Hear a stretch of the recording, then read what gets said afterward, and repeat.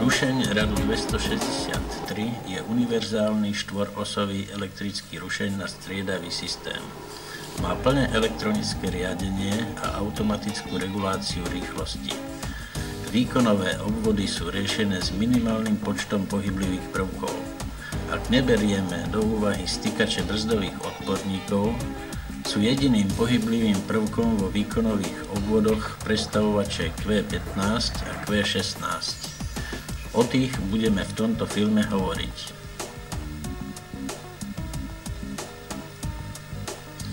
Toto je výkonový obvod trakčného motora. Zo sekundárneho vynutia trakčného transformátora prechádza prúd odpojovačom Q19 do kotevného meniča, v ktorom sa prúd usmerňuje a reguluje. To majú na starosti výkonové tyristory. Usmernený prúd prechádza odpojovačom Q15 do kotvy trakčného motora. Tento odpojovač je tým jediným pohyblivým prvkom, ktorý sme spomenuli v úvode. Takéto obvody sú na rušni 4. Sú úplne samostatné a schopné pracovať bez vzájomného ovplyvňovania. Vzhľadom na to, že trakčné motory majú cudzie budenie, sú aj budiace obvody riešené oddelene od obvodov kotiel. Takto vyzerajú spomínané obvody na podrobnej schéme.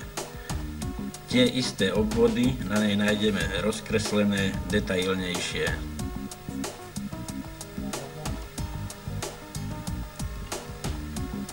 Pre vysvetlenie významu odpojovačov Q15, 16 a Q19, 20 sa vrátime k blokovej schéme.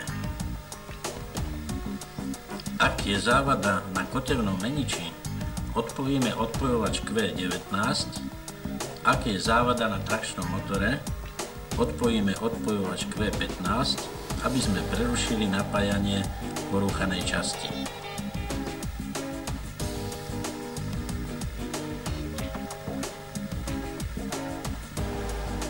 Aby sme sa k odpojovačom dostali, musíme vojsť do tunela medzi vzduchovým panelom a kotevnými meničmi.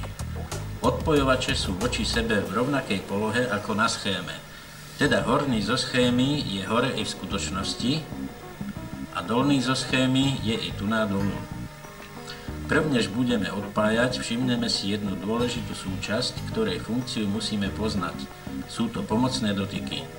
Tie dávajú informáciu do ovládacej časti rušňa o stave týchto odpojovačov. Ak by bol odpojovač odpojený nesprávne, nedošlo by k ovplyvneniu polohy týchto kontaktov a ovládacia časť rušňa by tak povediac nevedela o odpojení. Vznikol by rizikový stav, ktorý by mohol spôsobiť poškodenie kotevného meniča. Aby sa to nestalo, musíme odpojenie previesť nasledovne. U odpojovača kotevného meniča uvoľníme aretáciu zapnutej polohy, prestavíme rukoveď do polohy opačnej a v tejto polohe zaaretujeme. Je to úkon jednoduchý, no treba mať na pamäti nutnosť aretácie v odpojenej polohe. U odpojovača trakčného motora uvoľníme aretáciu pracovnej polohy, výstupky na kolíku musia zapadnúť do plyčích drážok, čiapku prenesieme na spodný kolík, ktorým odpojenie zaaretujeme.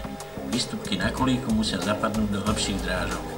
Toto zasunutie musí byť úplné, aby prišlo k zopnutiu pomocných dotykov. Ešte treba spomenúť, že odpojenie tohoto odpojovača môžeme previesť iba v prípade, že je v základnej polohe. Dosiahneme to tým, že prv než pôjdeme odpájať, prestavíme smerovú páku na riadiacom pulte do nulovej polohy. Ak by sme to neurobili, bol by odpojovač v pracovnej polohe a jeho odpojenie by nebolo možné. Kontrolu správneho odpojenia urobíme pohľadom na signálny panel na stanovišti.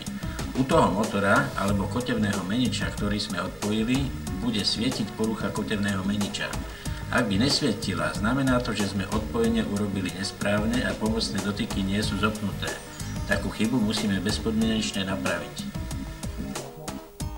Ešte chceme pripomenúť, že v prípade, že odpojíme ktorýkoľvek z odpojovačov, príslušný trakčný motor už pracovať nebude, preto neurobíme žiadnu chybu, ak v prípade akejkoľvek závady v tomto obvode odpojíme vždy oba odpojovače.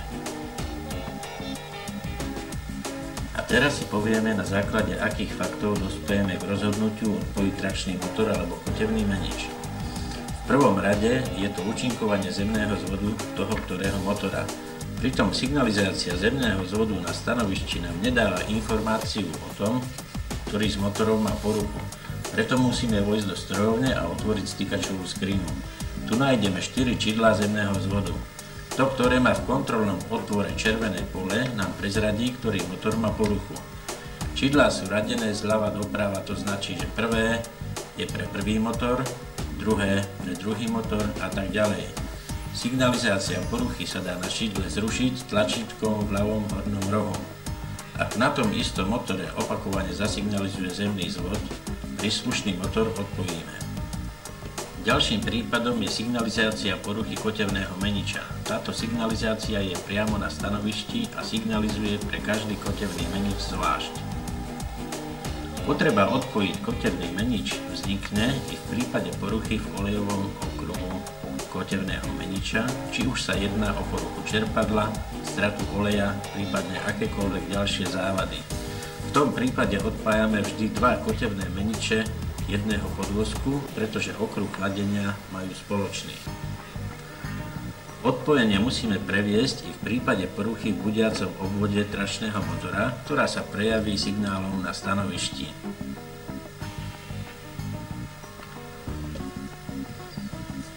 A na záver dva prípady odpojenia, ktoré vyplývajú z poruchy iných než trakčných obvodov. Je to prípad poruchy regulátora kotevných meničov, ktorý sa prejaví signálom N na príslušnom regulátore. Okrem toho aj signalizáciou nezopnutia relé K123 na stanovišti. A nakoniec je to prípad poruchy čidla sklzovej ochrany. V tom prípade takisto odpájame príslušný trakčný motor.